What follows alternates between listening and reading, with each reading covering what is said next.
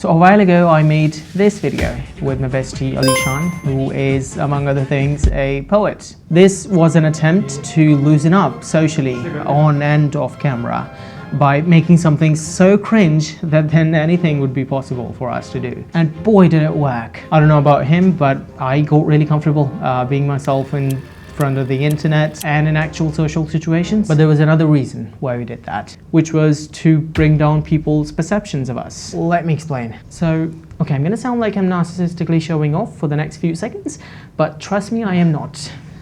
So, growing up, I was a pretty good kid.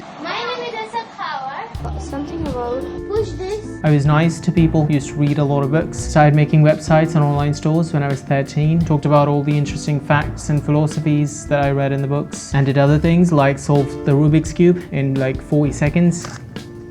Still got it. But when you do all this as a young person, people's expectations rise up to then becoming unrealistic, because people form the image of you by looking at the highlights of your life or the stuff that you present to them. And that is how this 16, 17-year-old kid, who people think is really smart and well-spoken and philosophical, subconsciously starts pretending to be just that. And he always feels this urge to impress everyone and to show them that he is in fact who they think he is. And that not only turns him into a bit of a narcissist, but also makes him claustrophobically bound to what he can appear as, what he can be or show or say. But he realizes this after about a year of making videos and seeing on the screen a completely different and pretentious image of who he actually is. And he makes a video about this too, and tries to find his actual voice through making those videos, but then gives up and takes a break for a few months. But then after a few suicidal phases, he goes through a weird phase of having no idea who he is. But those phases help him realize how meaningless and self-made all of the restrictions are, and he starts to not give a shit and be weird. He throws away all the old dull clothes and embraces colors. And then he just goes on to learn whatever the heck he wants, tries to sing, make jokes, act like an idiot,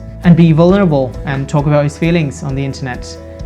It is a pretty difficult thing to do. Now, what's my point? Well, navigating through life as a brand new adult can be difficult. And so I think instead of trying to choose really good labels for yourself, I think it's better to be open and daring and keep reminding yourself how unimportant all of this is. Set a few values for yourself. Be kind, stand up for stuff, try to be there for people, the people you expect nothing back from. You're also going to realize this really frustrating thing, that nothing is absolute.